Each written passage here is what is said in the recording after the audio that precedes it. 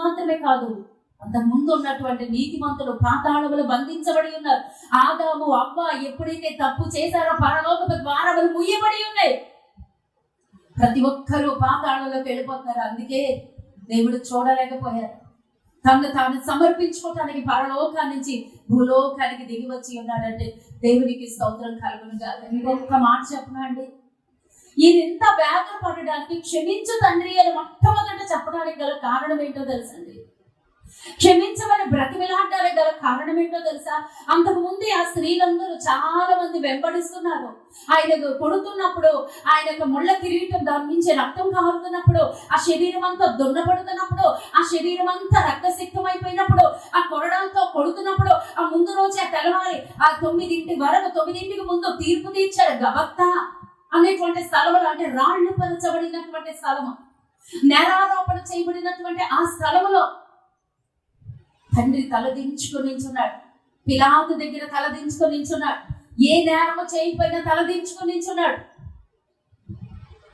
అందుకే ఈ రోజున మనం తలెత్తుకోగలుగుతాం. అందుకే ఈ రోజున మనం తలెత్తగలుగుతున్నామండి. దేవునికి స్తోత్రం. అన్యాయపు తీర్పు ఆయన మీదకి వెళ్ళింది. అటువంటి భయంకరమైన పరిస్థితులన్నీ జ్ఞాపకం చేసుకుంటున్నాడు. అందుకే వీరందరినీ క్షమించు. ఆ క్షమాపణలో ఇంకొక మర్మం ఉందండి. ఏంటో తెలుసా? పాతాళంలో ఉన్న వాడిని క్షమించాలి, భూమి మీద ఉన్న వాడిని క్షమించాలి, తర్వాత ఇంకొకరిని క్షమించాలి. యేసు ప్రభువుని పిలాతు దగ్గరికి తీసుకెళ్ళినప్పుడు, జడ్జిమెంట్ కోసం పిలాతు దగ్గరికి తీసుకెళ్ళినప్పుడు, పిలాతు భార్య ఒక మాట చెప్తుందండి. తన భర్తతో చెప్తుంది, ఆ నీతిమంతుడి జోలికి వెళ్ళొద్దు. మత్తయి సువార్త 28వ అధ్యాయంలో ఉంటుంది. ఆ నీతిమంతుడి జోలికి మీరు వెళ్ళొద్దు. ఎటువంటి అన్యాయపు తీర్పు తీర్చొద్దు. నేను ఈ రాత్రి అతని గురించి నేను ఒక కల కని ఉన్నాను. ఎంతమంది గుర్తుంది కదా? అతని గురించి నేను ఒక కల కని ఉన్నాను. ఆ నీతిమంతుడు అతని జోలికి వెళ్ళొద్దు, అన్యాయపు తీర్పు తీర్చొద్దు. పిలాతు కూడా చాలా ట్రై చేస్తాడండి, కానీ అవ్వదు. కారణం ఏంటి? సిలువ వేయుడి. లోకాసువార్త 22:22 ఒక మాట, వారి కేకలే గెలుచున్నారు వాక్యం సెలవిస్తుందండి. వారి కేకలే గెలుచున్నారు వాక్యం ఉంది. కారణం ఇంకొకటి కూడా మన బుధవారం ధ్యానించాం. పిలాతు జన సమూహమును సంతోష పెట్టుటకు మనస్సు గలవాడై, దేవుడి కన్నా ఎవరికి ప్రాధాన్యత ఇచ్చాడండి? తన అధికారానికి, తన ఉద్యోగానికి, తన డబ్బుకి, తన హోదాకి, తన పరపతికి, జన సమూహానికి. వాళ్ళని సంతోష పెట్టకపోతే ఈ ఉద్యోగం పోతుంది, ఆ డబ్బు పోతే, ఆ హోదా పోతే, ఆ అధికారం పోతే. కాబట్టి తన మనస్సాక్షిని చంపుకుని చేతులైతే కడిగేసుకున్నాడండి. ఆ పాపం మీదకి రాకుండా ఉండాలి. ఆ చేతులు కడుకుని అన్యాయపు తీర్పు తీర్చేశాడు, సిలువ వేయండి అని. కానీ భార్య ఏం చెప్పింది? ఎంత గుర్తుందా అందరికి? ఆ నీతిమంతుని జోలికి నువ్వు పోకు. ఈ రాత్రి నేను కలగని ఉన్నాను. ఆ కళ ఏంటో తెలుసా అండి ఎవరికన్నా? ఆమంతా భయపడిపోవటానికి రాణులు ఆ యొక్క అధికార మందిరంలోకి రారు, రాజు సమూహంలోకి రారు, అందులో తీర్పు తీర్చే సమయంలో అసలుకే రారు. ఆనాడు ఎస్తేరు కూడా ధైర్యం చేసి ఇశ్రాయేలు తరపున నిలబడిందండి. ఇశ్రాయేలు తరపున నిలబడి, ఇప్పుడైనా నేను ధైర్యం చేయకపోతే ఇశ్రాయేలీలు అంతా నశించిపోతారు, చనిపోతే నేను చనిపోతాను, చావడానికి సిద్ధమై ఉన్నానని రాజుగారి అంతఃపురంలోకి వెళ్ళి రాజుగారితో మాట్లాడొచ్చిందండి. హల్లెలూయా. ఈ రోజు నీ కొత్త నిబంధనలో ఈ స్త్రీ నిలబడింది. ఆ పిలాతు రాజుగారి యొక్క రాజ దర్బార్లోకి వెళ్ళడానికి ధైర్యం చేసింది. అందులో అది తీర్పు తీర్చేటువంటి సభ. అక్కడ శాస్త్రులు, పరిసయ్యులు, సద్దూకయ్యులు, హేరోదీయులు ఎంత మంది అంటే అంతమంది కోపోద్రేకంతో ఉన్నారు. అటువంటి భయంకరమైనటువంటి పరిస్థితుల్లో యేసయ్య పక్షాన్ని నిలబడిందంటే చప్పట్లు కొట్టి దేవునికి స్తోత్రాలు చెల్లిద్దాం. హల్లెలూయా. నీ తీర్మానం అలా ఉండాలి, నీ తీర్పులు అలా ఉండాలి, నీ యొక్క దేవుని యొక్క భక్తి అలా ఉండాలి. దేవునికి స్తోత్రం. యేసు ప్రభు చనిపోయిన తర్వాత ఆ స్త్రీ ఏమైందో తెలుసండి? పిలాతు ఉద్యోగం పోతుందండి. తర్వాత కాలంలో పిలాతు ఉద్యోగం పోతాయి. తర్వాత పిలాతు ఉరిపోసుకొని చనిపోతాడు. తర్వాత ఇవేం చేస్తా తెలుసండి? అక్కడ రాజరిక అంతటిని వదిలిపెట్టేసి పౌలు సేవలోకి వెళ్ళిపోయిందండి. దేవుడికి స్తోత్రం. పౌలుతో పాటు నేను తర్వాత అవన్నీ క్లియర్ గా నేను రాసి మరీ చూపిస్తా. పౌలు దగ్గర పరిచయకి వెళ్ళిపోయిందండి. సంఘాన్ని అక్కడ పెట్టుకుని అంత భక్తి విశ్వాసంతో ఉన్న ఆమె ఏం చూసిందా రాత్రి? భయంకరమైన కళ చూస్తుందండి. ఆ కళ ఏంటో తెలుసా? ఈ రోజు నేను క్షమించు తండ్రి అని చెప్పడానికి అర్థమేంటో తెలుసా? ఎవరిని క్షమించమంటున్నాడు? ఎవరిని క్షమించబడినాడు? ఆ రోజున ఏడుస్తున్నారు, చాలా మంది ఏడుస్తున్నారు.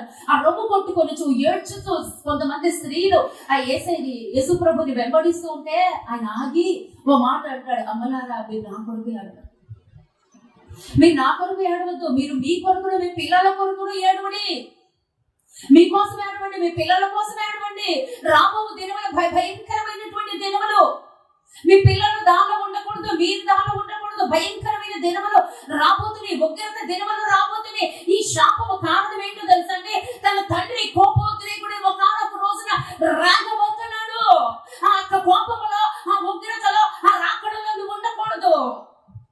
కాబట్టి మీ పిల్లల కోసం ప్రార్థన చేయండి, మీ కొరకు, మీ పిల్లల కొరకు, మీ కుటుంబాల కొరకు ప్రార్థన చేయండి అని ఆ రోజు ఎందుకు ఆ మాట చెప్పాడో తెలుసా అండి? యేసయ్య చనిపోయిన తర్వాత 70వ సంవత్సరం యేసయ్య చనిపోయిన తర్వాత ఒక యుద్ధం వస్తుందండి. ఆ యుద్ధంలో మొత్తం యూదులందరినీ కొల్లగొట్టేస్తాడు రాజు. యూదులందరూ గొప్ప వధ జరుగుతుందండి. శత్రువైన రాజును ప్రేరేపిస్తాడు దేవుడు. ఆ రాజు వచ్చి 187,000 మంది అక్కడ మూర్ఛ కోతపోయిపోతారు. క్రైస్తవులందరూ కూడా అటువంటి భయంకరమైన ఉగ్రత నుంచి నీ బిడ్డలు తప్పించబడాలి. అటువంటి భయంకరమైనటువంటి ఆ ఉగ్రత నుంచి నీ బిడ్డలు తప్పించబడాలి. కాబట్టి తల్లులారా మీ బిడ్డల కోసం ప్రార్థన చేయండి, అంగలాంచండి. మీ కుటుంబాల గురించి బాధ్యత కలిగి ఉన్నాడు. ఆ రోజు యేసయ్య చెప్పిన మొదటి ప్రార్థన, ప్రభువా వీళ్ళందరినీ క్షమించు, ఆ ఉగ్రతలు వీళ్ళెవరు ఉండకూడదని ఆ రోజున యేసయ్య కన్నీటితో తన తండ్రిని వేడుకున్నాడు. ఇదంతా జరిగిపోయిన చరిత్ర కదా అని మీరు కాంగా వింటూ కూర్చున్నారు. జరగబోయేది నాకు తెలుసండి, జరగబోయేది తెలుసు. ఎంతమంది యూట్యూబ్లో ఏం చూస్తున్నారో నాకు తెలియదండి. నేనైతే ఒకటి చూశానండి, నా గుండె పిండేస్తుందండి. నేనైతే ఒకటి చూస్తాను, ఏది అడ్డమైంది చూడండి. నాకున్న సమయమే కొద్దిగా అల్లాడిపోతున్నానండి. అన్ని రకాల చెయ్యాలి, నాకున్న సమయమే కొద్దిగా. ఆ కొద్ది సమయంలో విలువైనవి చూస్తాను. జరగబోయేది ఏంటో తెలుసా అమ్మా? ఈ రోజు ఇంత ప్రశాంతంగా దేవుడు మందిరంలో కూర్చున్నావు. ఈ రోజు ఇంత ప్రశాంతంగా దేవుడు మందిరంలో కూర్చున్నావు.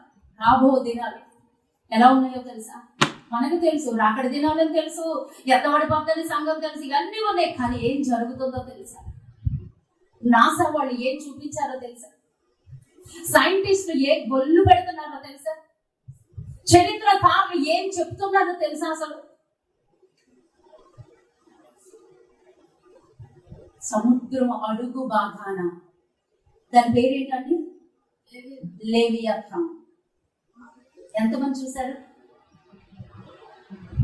ప్రసాద్ చూశాడు, వెంకటేష్ చూశాడు, అందుకే ఈ రోజు మందిరానికి వచ్చాడు. హల్లెలూయా.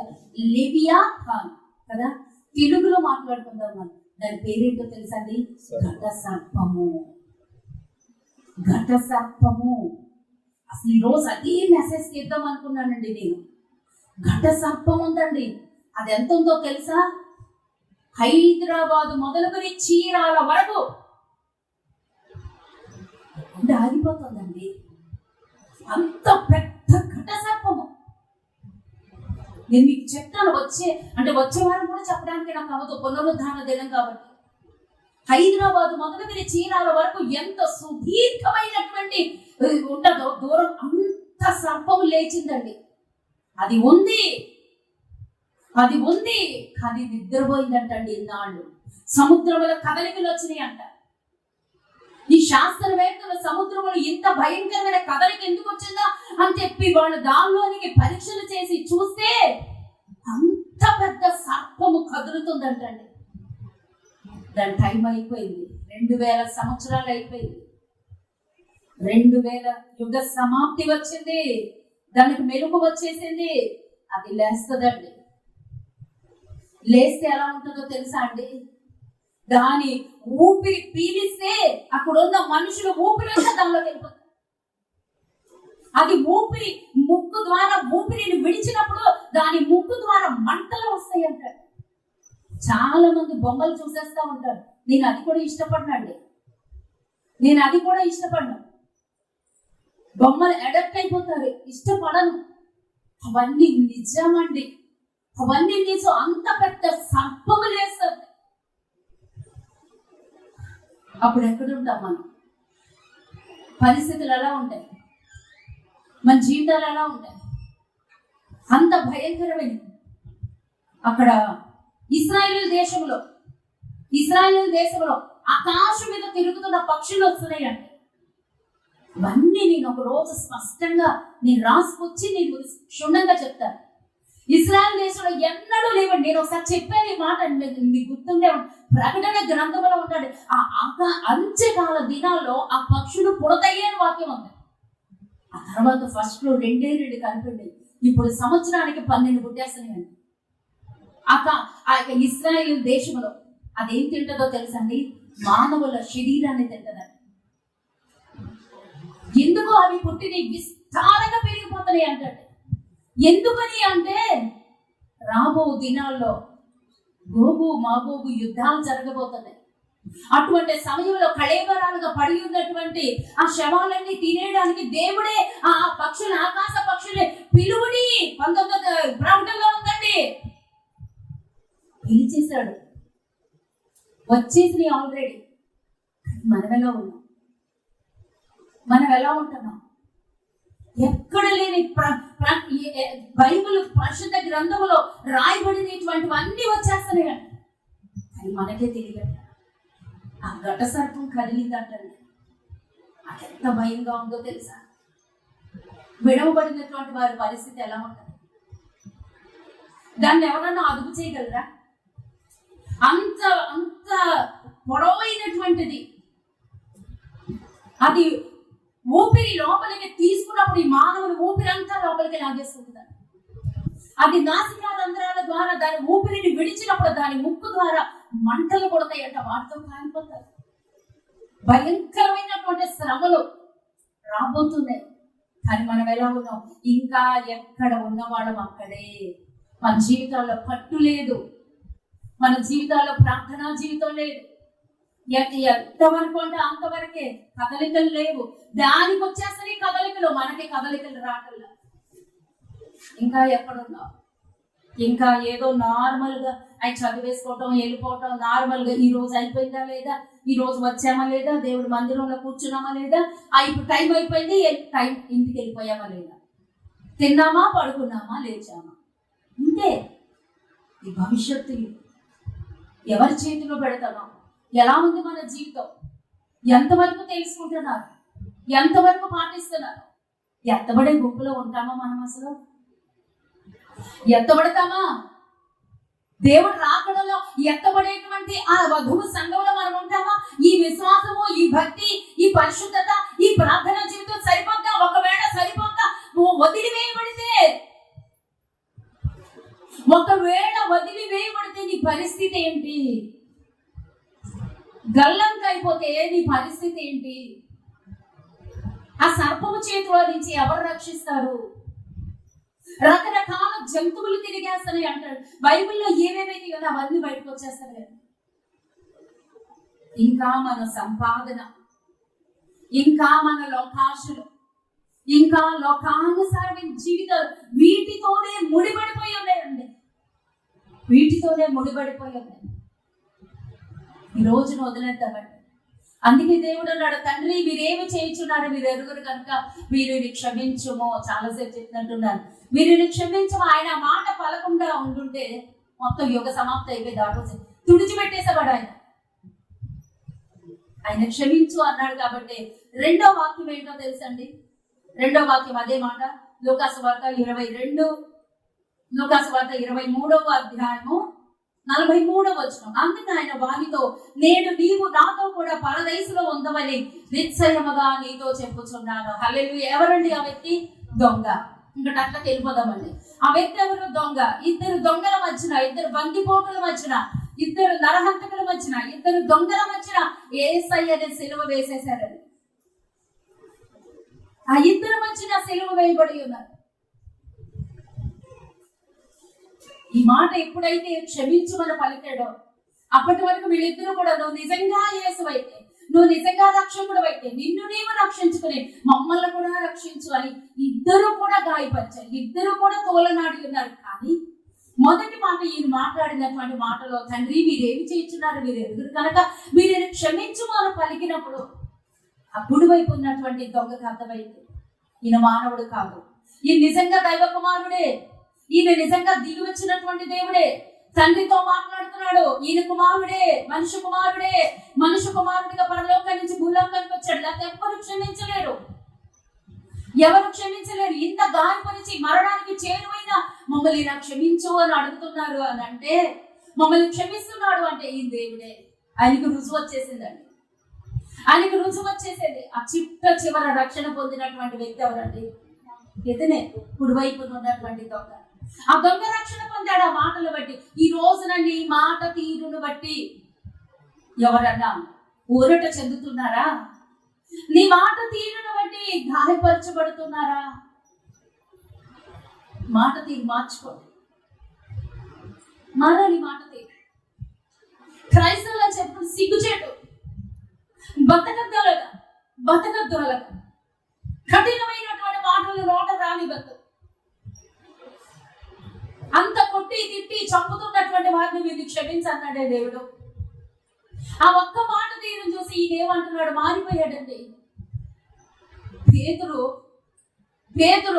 యేసు ప్రభుకి సిలువ వేసినప్పుడు, తీర్పు తీరుస్తున్నప్పుడు ఏం జరుగుతుందో ఆతృత, కానీ భయం వెళ్ళటానికి దూరంగా వెంబడిస్తున్నాడు. దూరంగా వెంబడిస్తున్నప్పుడు ముగ్గురు ప్రశ్నించారండి. ఒక చిన్నది వచ్చింది, ఆ తర్వాత ఇంకొక చిన్నది వచ్చింది, ఆ తర్వాత ఒక సైనికుడు వచ్చాడు. నువ్వు ఆ యొక్క ఆయన శిష్యుడివే కదా, యేసు ప్రభు శిష్యుడివే కదా నువ్వు అంటే, నేను శిష్యుడిని కాదు, ఆయన అసలు ఎవరో నాకు తెలియదు అని పలికాడా లేదా, బొంకాడా లేదా, అబద్ధం ఆడాడా లేదా, తప్పించుకున్నాడా లేదా, దూరం అయిపోయాడా లేదా, అయిపోయినప్పటికీ వాళ్ళు ఏమన్నా కాదు శిష్యుడివే. మేము చెప్పగలుగుతున్నాం. ఎలా చెప్పండి? నీ మాట తీరు నీ మీద సాక్ష్యం పలుకుతుంది. గట్టిగా అర్థమైతే చప్పట్లు కొట్టి దేవునికి స్తోత్రాలు చెల్లించాలి. ఏం అర్థమైంది? చప్పట్లు కొట్టి. అర్థమైందా? అర్థం అవ్వాలి అంటే నీ మాట తీరు నీ మీద సాక్ష్యం పలుకుతుంది. నువ్వు అవునంటే అవునానని, కాదంటే కాదనని దేవుని వాక్యం సెలవిస్తుంది. పేదలు అబద్ధం ఆడుతున్నాడు. ఆ అబద్ధంలా కూడా ఎలా ఉందో తెలుసా అండి? అది అబద్ధం అని తెలిసిపోతుంది. అబద్ధం ఆడన్నటువంటి వాళ్ళు ఆడితే అది ఎలా ఉంటుందండి? తెలిసిపోతుంది. అబద్ధాలు ఆడడం వచ్చిన వాళ్ళకి ఏముంటది? ఏదో సామెత ఉంటుంది, గోడకు సున్నం కొట్టినట్టే. అంటే ఆ సున్నాన్ని ఎవడన్నా పీకగలమా? పీకలేదు. అలా ఉంటదంట. అబద్ధం చెప్పలేకపోతున్నాడు. నా బాధ అది కాదండి, నా బాధ అది కాదు. 3.5 సంవత్సరాలు యేసు ప్రభుతో సహవాసం చేశాడు. ఏదో ప్రాణభీతితో దూరం అయ్యాడు, ఏదో ప్రాణభీతితో దూరం అవుతున్నాడు. కానీ అతను పలుకుచున్నప్పుడు ఎదుటి వాళ్ళకి తెలిసిపోతుంది, ఇతడు క్రైస్తవుడు. అది నాకు కావాలి. ఇతడు క్రైస్తవుడు, ఇతడు శిష్యుడు, ఇతడు ధనతో ఉన్నటువంటి వాడు. నిన్నెవరన్నా చెప్పగలుగుతున్నారా? నీ మాట తీరే నీ మీద ఎలా సాక్ష్యం ఇస్తుంది ఈ రోజున? నువ్వు రెండో మాట తెలుసుకున్నావు కదా, రెండో మాటలో ఏం తెలుసుకుంటున్నావు? ఎప్పుడు తెలుసుకుందే కాదు, తెలుసుకోనేది, నీకు అర్థం కానిది ఈ రోజు దేవుడు నీతో నాతో మాట్లాడాలి. యేసయ్య మాట తీరు చూసి, ఆయన క్షమాపణ గుణం చూసి ఈ యొక్క రెండవ దొంగ మారు మనసు పొందాడు. ఈ రోజు నీ మాట తీరును బట్టి ఎంత మంది మారుతున్నారు, ఎంత మంది ఊరట చెందుతున్నారు. మత్తయి సువార్త 6వ అధ్యాయంలో కూడా ఉంటది కదా, నీ యొక్క మాట ఎలా ఉండాలి? నీ మాట ఉప్పు వేసినట్లు కృపాసహితముగా ఉండాలి. ఓదార్చు, గాయాలు కట్టు. ఆ సమరయుడు గాయాలు కట్టాడు. లేవీయుడు వెళ్ళిపోయాడు, యాజకుడు వెళ్ళిపోయాడు, చివరికి సమరయుడు వచ్చాడు. వాడు అంటున్నాని వాడే, కానీ ఏం చేశాడు? నూనె పోసాడు, గాయాలు కట్టాడు, ద్రాక్ష రసం ఇచ్చాడు, తీసుకెళ్లి పూటకూల వాడిని ఇంట్లో పెట్టాడు. ఎంత సాక్షి! దేవుడు ఏమంటున్నాడు? నువ్వు అంటరాని వాడా, పాపిష్టుడువా, దుర్మార్గుడు అయ్యి దేవుడు అది చూడట్లా. గత చరిత్ర తీసి పక్కన పెట్టు. గాయాలు కట్టే స్థితి నీకుందా? నూనె రాసే స్థితి, తగ్గింపు స్థితి నీకుందా? ఆ పూట కూడ వారి ఇంట్లో చేర్చాడు. వాడు సాము బతికుంటే అది తీసుకెళ్లి కనికరించి పెట్టాడు. లేవీయుడు వెళ్ళిపోయాడు, యాజకుడు పట్టించుకోలేదు. దేవుడు ఎవరిని కోరుకున్నాడు? ఆ సమరయుడు పోలి ఉన్నాడు అన్నాడు. నీ స్థితి అలా ఉండాలి. ఇంకా మారను అంటే వేస్ట్. మారాలి. ఆ మొదటి మాటను బట్టే రెండో వాడు ఆ మొదటి దేవుడు క్షమించబట్టే ఈ రెండవ మాటలో ఇతను క్షమించబడ్డాడండి, ఇతను రక్షించబడ్డాడు.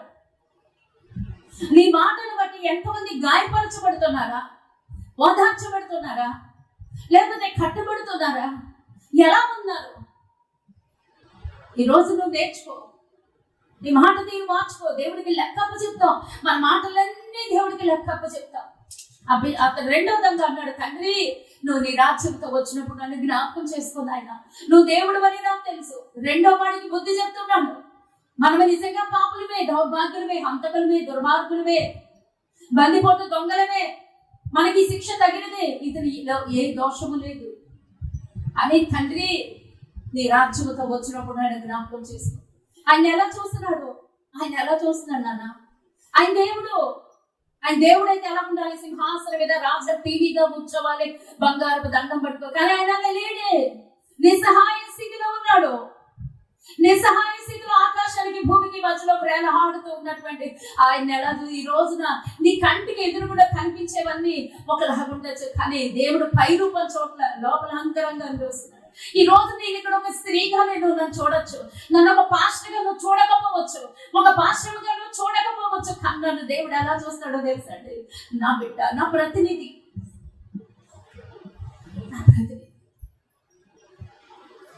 ఆ గాయాలతోనే ఉన్నాడు ఏసైడే, కానీ ఆ దొంగ ఎలా చూస్తున్నాడు? ఇతను దిగి వచ్చిన దేవుడు, ఇతను క్షమిస్తాడు. ఆయన తప్పక ఇప్పుడైనా క్షమాపణ చెప్పాలి, క్షమాపణ చెప్పుకో. ఏం కోరుతున్నాడు ఈరోజు? రెండో మాట, క్షమించమని అడుగు దేవుడిని. ఆయన క్షమించమని అడుగుతున్నాడు. నువ్వు ఎందుకు క్షమించమని అడగవు? నువ్వు ఎందుకు తగ్గించుకోవు? అతను తగ్గించుకుంటున్నాడు. తండ్రి ఈ యొక్క శిక్షకి నేను ఆరుపడాలి, నన్ను జ్ఞాపకం చేసుకో. తను మార్పు చెంది ఉన్నాడు, మార్పు మనసు పొంది ఉన్నాడు, రిపెంటెన్స్. ఆ మార్పు నీలో ఉందా? ఉందంటే పరదేశం అంతే, హల్లెలూయా. లేదంటే కోల్పోతాం.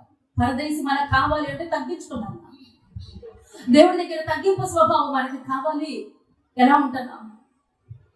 దేవా నేను తెలుసో తెలియక పొరపాటు చేశాను, క్షమించు. అడగగలుగుతున్నామా? అడగాలమ్మా.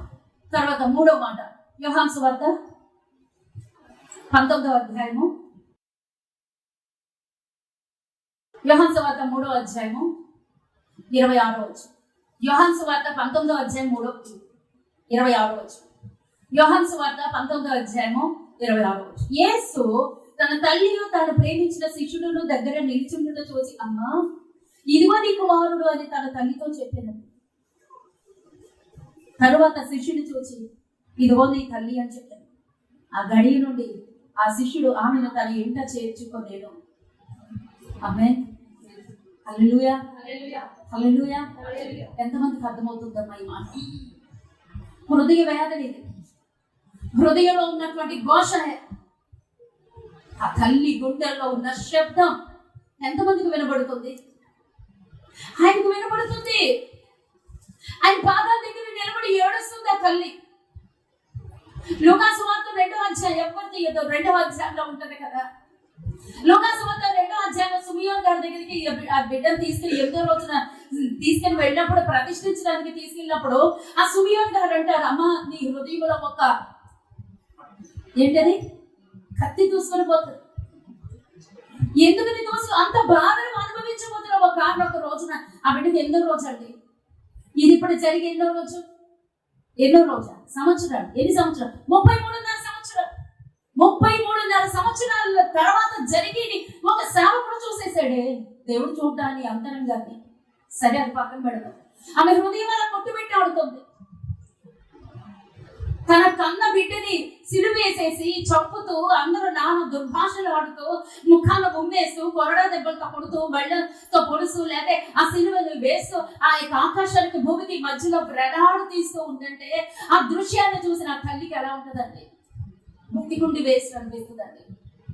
అడిగిందా లేదా? దేవుడిని అడుగుతుందా లేదా? ప్రభువా దీనికోసమేనా నా కన్యత్వాన్ని నేను అర్పించాను? దీనికోసమేనా నా తల్లిదండ్రులు వదిలేసిన? దీనికోసమేనా నా యొక్క వివాహాన్ని వదిలేసుకున్న? దీనికోసమేనా నాకు ప్రధానం అయినా సరే, నా ప్రధానం చెడిపోయిన పర్లా, నా భర్త నన్ను వదిలేసిన పర్లా, నా తల్లిదండ్రులు వదిలేసిన పర్లా, నన్ను వ్యభిచారి అన్నా పర్లా, నువ్వు నాకు ఇచ్చినటువంటి నీ మాట నీకు నేను లోబడతాను, నీకు నేను సరెండర్ అయిపోతాను, నీకు నేను లోబడతాను అన్నది నేను నన్ను నీకు సమర్పించుకుంది దీనికోసమేనా? నా బిడ్డ ఇలా చనిపోతూ ఉంటే చూడాలా? నా బిడ్డ ఆకాశానికి భూమికి మధ్యలో నిస్సహాయ స్థితిలో వేలాడుతూ ఉంటే నా బిడ్డను చూడటానికేనా నేను ఎంత సమర్పించుకుంది? ఆ తల్లికి ఏం అర్థం కావట్లేదండి. ఆ తల్లికి ఏం అర్థం కావట్లేదు, ఏడుస్తుంది.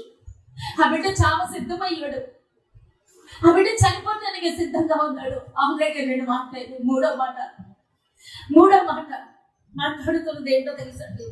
యేసు తన తల్లియు తాను ప్రేమించిన శిష్యుడు దగ్గర నిలిచిండడం చూసి, అమ్మా ఇదిగో నీ కుమారుడు అని ఆ తల్లితో చెప్పింది.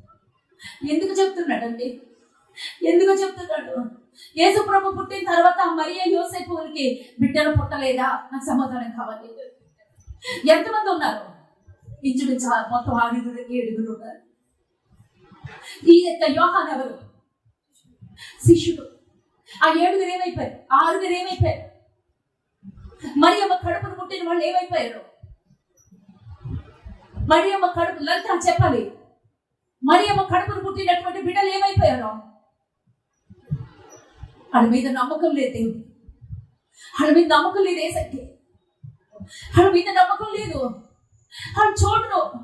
నేను చనిపోయిన తర్వాత నా తల్లిని ఎవరు చూడరు. వాళ్ళ మీద 6 ఉన్నారు. 6లో ఎవరి మీద నమ్మకం లేదండి.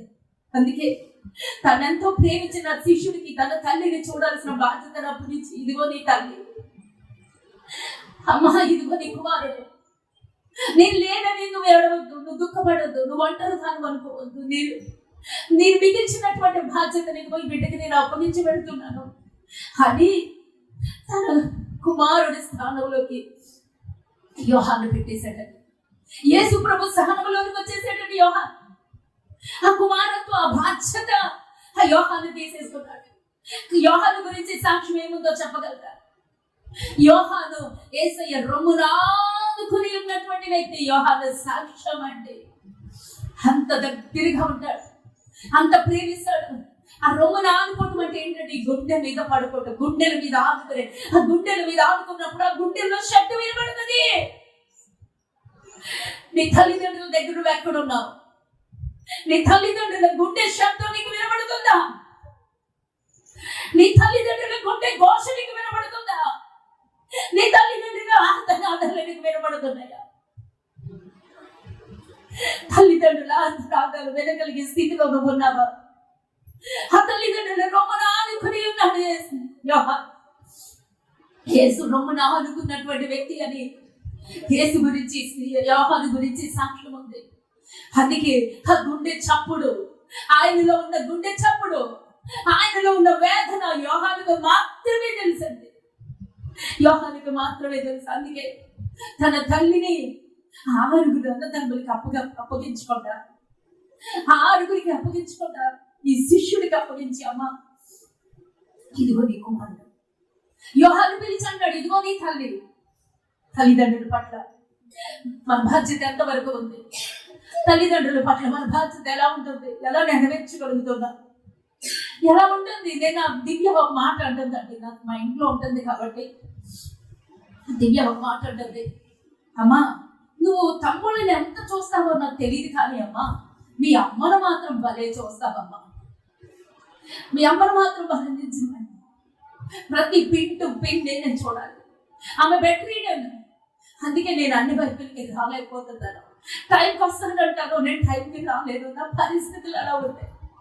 హట్టుడికిపోతుందండి నా పరిస్థితి. గుండెల్లో శబ్దం వినబడుతూ ఉంటుంది, ఒక్కొక్కసారి కాళ్ళు చేతులు వణికిపోతూ ఉంటే, ఒక్కొక్కసారి సమయం అయిపోతూ ఉంటుంది. అన్ని విధాల అన్ని వైపులా నేను పరిగెత్తాలి, అన్ని చెయ్యాలని ఆశ ఉంటుంది. ఏమండి నేను 4వ దాన్నండి మా అమ్మకి నేను 4వ దాన్ని. నా ముందు 3 ఉన్నారు, నా వెనకలో ఒకడు ఉన్నాడు. 5గురికి లేని బాధ్యత నాకు ఎందుకు వచ్చింది? దేవుడు నాకు చూపించాడు దర్శనంలో, నువ్వు వెళ్ళి మీ అమ్మని తీసుకురా అంటే నేను భయపడ్డాను. ప్రవ్వా నేను మందిరం పెట్టాలి, మందిరం పెడితే మా అమ్మ ఇప్పటికే బెడ్ రీడర్ అయి ఉంటుంది, నేను ఎలా చెయ్యను? ఇక్కడ అక్కడ చెయ్యాలంటే అప్పదే సేవ సాగితే నేను ఎలా చేయను? 7 సార్లు మాట్లాడాడండి దేవుడు. 7వ సారికి వెళ్ళి మా అమ్మని తీసుకొచ్చేసాను. ఇప్పటికి 6 సంవత్సరాలు అండి. 6 సంవత్సరాల నుంచి ఒక బెడ్ రీడర్ మంచం మీద ఉన్నటువంటి మనిషికి 1, 2 అన్ని నా చేతులతోనే చెయ్యాలండి. అక్కడ అన్ని చేసుకుని ఉతుక్కుని ఇక్కడ రావాలి, వెళ్ళేసరికి మళ్ళీ అన్ని ఉతుక్కోవాలి. అలా ఉంటుంది నా పరిస్థితి. నేను పుట్టినప్పుడు ఏమైందో తెలుసండి, 4వ దాన్ని ఫస్ట్ పాప, తర్వాత బాబు, తర్వాత పాప, 4వది నేను ఎవడ పుట్టాలి, మగోడు పుట్టాలి, ఆడదాన్ని పుట్టాను. నేను పుట్టినప్పుడు, నేను పుడుతున్నప్పుడు వరండాల మా నాన్న తిరిగేస్తున్నారంట. మా అమ్మ నొప్పులతో ఏడుస్తుంది, మా అమ్మమే నర్సు. అప్పటి వరకు కొన్ని గంటలు అటు ఇటు హడావుడిగా భయంతో తిరిగిన మా నాన్న ఆడపిల్ల పుట్టింది అనగానే వెళ్ళిపోయి పడుకుని తప్పటేసుకుని ముసుగేసుకుని పడుకుని 3 రోజులు నా మొహం చూడలేదండి.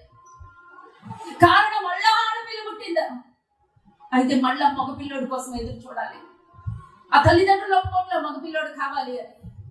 వేదన నేను పుట్టినప్పుడు ఎలా ఉంటుంది, ఇల్లంతా నిశ్శబ్దం, ఇల్లంతా బాధ వేదన.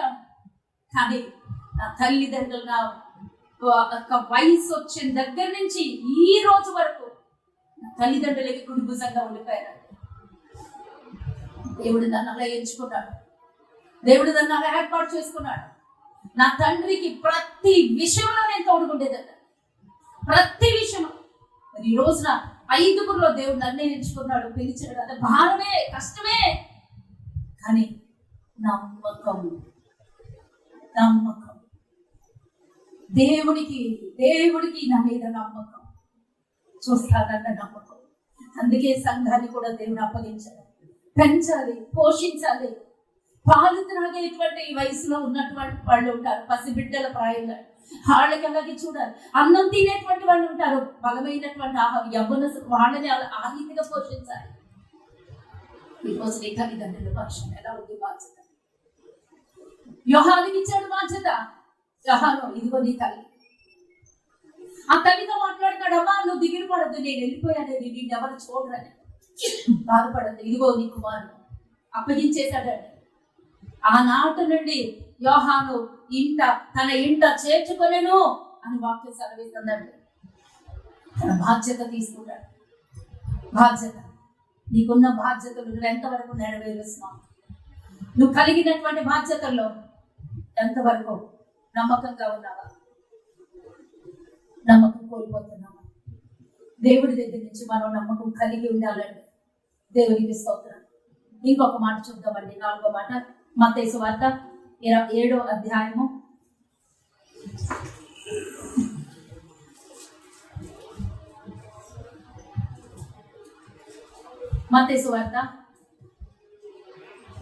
27వ అధ్యాయము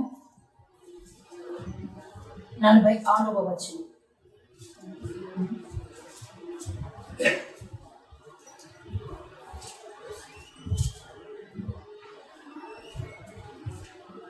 ఓకే, మత్తయి సువార్త 27వ అధ్యాయము 46. ఏలీ ఏలీ లామా సబక్తాని అని బిగ్గరగా కేక వేశాను. ఆ మాటకు నా దేవా నన్నెందుకు చెయ్యి విడనాడింది అని అర్థం. హల్లెలూయా, హల్లెలూయా. ఏలీ ఏలీ లామా సబక్తాని అని బిగ్గరగా కేక వేశాను. ఆ మాటకు నా దేవా నన్నెందుకు చెయ్యి విడిచితు అని అర్థము. దేవుడు ఏం మాట్లాడుతున్నాడు? 4వ మాట, దేవుడితో మాట్లాడుతున్నాడు. అప్పటి వరకు తండ్రి అన్నాడు కదా, మొదటి మాట తండ్రి అన్నాడు కదమ్మా, క్షమించమని అడిగాడు. 2వ మాట పరదేశంలో నువ్వు నాతో కూడా ఉంటావు అన్నాడు. 3వ మాట అమ్మా ఇదిగో నీ కుమారుడు అన్నాడు. 4వసారికి వచ్చేసరికి ఏమవుతుంది? నా దేవా.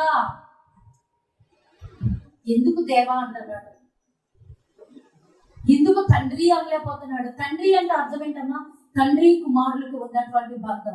ఇక్కడ బంధం తెగిపోయింది, ఆ బంధం లేదు. ఇప్పుడు ఏమంటున్నాడు? నా దేవా. దేవా అంటే అర్థం ఏంటి? ఆయన దేవుడు, ఈయన మానవుడు. ఆయన దేవుడు, ఈయన మానవుడు. మానవుడు మాత్రమే కాదండి, పలకలేని మాట పాపి స్థానంలోకి వెళ్ళిపోయాడు. పాపులమే కదండి నా దేవా నా ప్రభు అనేది. ఎవరు? మనము. ఆయన అత్యధికమైనటువంటి స్థానములు అంటే ఎక్కడి నుంచి ఎక్కడికి వెళ్ళిపోయాడో తెలుసండి. తండ్రి అనే స్థానం నుంచి దేవా ప్రభువా అనే స్థానంకి వెళ్ళిపోయాడు. ఆయన ఎందుకు ఏడుస్తున్నాడో తెలుసా అండి? ఏలీ ఏలీ లామా సబక్తాని అని బిగ్గరగా కేక వేసిన ఆ మాటకు నా దేవా నన్ను ఎందుకు చెయ్యి విడిచింది? ఒక మాట చెప్తాను చూడండి. తర్వాత అక్కడ నిలిచి ఉన్న వారిలో కొందరు మాట విని ఇతడు ఏలియాను పిలుచుచున్నాడు అనేది, వెంటనే వారిలో ఒకడు పరిగెత్తుకుని పోయి స్పంజి తీసుకుని చిరకాల ముంచి రెల్లును తగిలించి ఆయనకు త్రాగనిచ్చి తక్కిన వారు ఓరుకుంటుడు, ఈయన ఏలియా వచ్చిన రక్షించనేమో చూద్దామని యేసు మరలా వ్యక్తిగా కేక వేసి ప్రాణం విడిచెను. అది లాస్ట్ 7వ. అప్పుడు దేవాలయపు తన పై నుండి కిందికి చెరిగింది. సరే, ఇది 7వ మాటలో చెప్పాలి. ఆ మాట ఉంటే చూడండి పైన, వెంటనే వారిలో ఒకడు పరిగెత్తుకుని పోయి స్పంజి తీసుకొని చిరకాలం ఉంచి రెల్లును తగిలించి ఆయనకు త్రాగనిచ్చెను. ఎప్పుడండి? 4వ మాట, నా దేవా నన్ను ఎందుకు విడిచిపెట్టావు? నన్ను ఎందుకు దూరం చేశావు? ఎందుకు దేవుడు అంటే దాని అర్థమే దేవుడు విడిచిపెట్టేశాడు.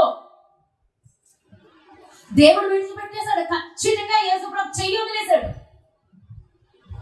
అప్పటి వరకు చెయ్యి పట్టుకుని ఉన్నాడు. ఇప్పుడు మాధవి ఉందండి, చిన్న బిడ్డ ఉన్నాడు, వాడికి అడుగులు రావు, నడుస్తూ ఉంటాడు. నడిపించినప్పుడు కొత్తలో ఆ తల్లి ఏం చేస్తుంది? చెయ్యి పట్టుకునే ఉంటుంది. ఆ తల్లి అయినా తండ్రి అయినా ఆ చెయ్యి వదిలేసేమో పడ్డం గ్యారెంటీ. ఎక్కడన్నా అంటే పడటం గ్యారెంటీ, వాళ్ళే కాదు మనలేదు, పడటం గ్యారెంటీ. అంటే ఇక్కడ యేసుప్రభు ఏ స్థితిలో ఉన్నాడు? తండ్రి వదిలేశాడు. ఎందుకు వదిలేశాడు? అది నాకు కావాలి. ఎందుకు వదిలేశాడు? తండ్రి అనకుండా ప్రభువా అంటున్నాడు, దేవా అంటున్నాడు. ఎందుకు అంటే లోక పాపాలన్నీ ఆయన మీద పడిపోయి ఆయన ఇప్పుడు ఏ స్థానంలో వెళ్ళిపోయాడు? కుమారుడిగా లేడు. ఖచ్చితంగా నేను చెప్పగలను, పాపి స్థానంలోకి వెళ్ళిపోయాడు. ఒక పాపి మన స్థానంలోకి వచ్చేసాడు. ఆ స్థానం తీసేసుకున్నాడు. ఒక పాపిగా మారిపోయాడు ఆయన. మన కొరకు శాపగ్రస్తుడాయడు, మన కొరకు దరిద్రుడాయడు. ఉందా లేదా వాక్యం? మన కొరకు శాపగ్రస్తుడాయడు. ఉందా లేదా వాక్యం? శాపగ్రస్తుడుగా అయిపోయాడు. ఆ శాపం ఉంది, ఆ పాపం ఉంది. అందుకే పవిత్రుడైన తండ్రి ఆ చేయి పట్టుకోలేకపోతున్నాడు. ఈయనంతా కూడా పాపంతో నింపేశాడు, శాపంతో నింపబడిపోయి మన పాపాలు, మన శాపాలు లోకంలోనే మొత్తం ఆయన మీద నింపబడుతుంది. అందుకే దేవుడు విడిచిపెట్టేశాడు. ఈ రోజున నీ చెయ్యి దేవుడు పట్టుకుని ఉన్నాడా? నీ చెయ్యి విడబడిందా? ఒకవేళ చెయ్యి విడబడిందేమో అంటే మనలో పాపం ఉందేమో. మనలో పాపం ఉందంటే చెయ్యి వదిలేస్తాడు. పిలిచినా పల్లక. ఈరోజు ఎలా ఉన్నావు? ఎంత కేకలేస్తావు, ప్రార్థనలో ఆరుస్తావు, నాకు ఇవ్వట్లేదు, అవ్వట్లేదు, ఇది జరగట్లేదు, అది జరగట్లేదు. ఎందుకు జరగదు? నీలో ఏదో ఉంది, అది వదులుకోవాలి. వదులుకుంటే పట్టుకోవలసినవి పట్టుకుంటాం. ఈ లోకాన్ని వదిలేసుకుంటే దేవుడు మనల్ని పట్టుకుంటాడు. ఈ లోకము కావాలి, దేవుడు కావాలి, 2 చేతులతో 2 పట్టుకుంటానంటే అవ్వదు. ఆ పరలోకం కావాలంటే ఈ లోకాన్ని వదలి, పాపాశలు వదిలే. అది గట్టిగా కేకలు వేస్తున్నాడు, బిగ్గరగా కేకలు వేస్తున్నాడు. ఆ కేకలు వేసినప్పుడు వెంటనే వారు పరిగెత్తుకుని వచ్చి స్పంజి తీసుకుని చిరకాలం నుంచి రెల్లును తగిలించి ఆయనకి త్రాగనిచ్చారు. ఏమిచ్చారండి? దాహం వేస్తున్నప్పుడు ఏమిచ్చారు? చేదు. ఈరోజు మన మాటలు ఎలా ఉన్నాయి? ఏమ్మా, మనకు అన్నీ తెలుసు, కానీ మన మాట తీర్లు ఎలా ఉన్నాయి? కనీసం గుడ్ ఫ్రైడే రోజు ఏం చేయాలనుకుంటాం? ఏదో నేర్చుకునే కదా ఇక్కడి నుంచి వెళ్ళాలి. ఏం నేర్చుకోబోతున్నా? దేవుడికి ఏమి ఇస్తాం? స్పంజినా, చిరకనా, చేదు చిరకనా, తేనెలాంటి మాట అన్నా ఏమిస్తున్నామో చూద్దాం. 5వ మాట చూడండి. యోహాను సువార్త 19వ అధ్యాయం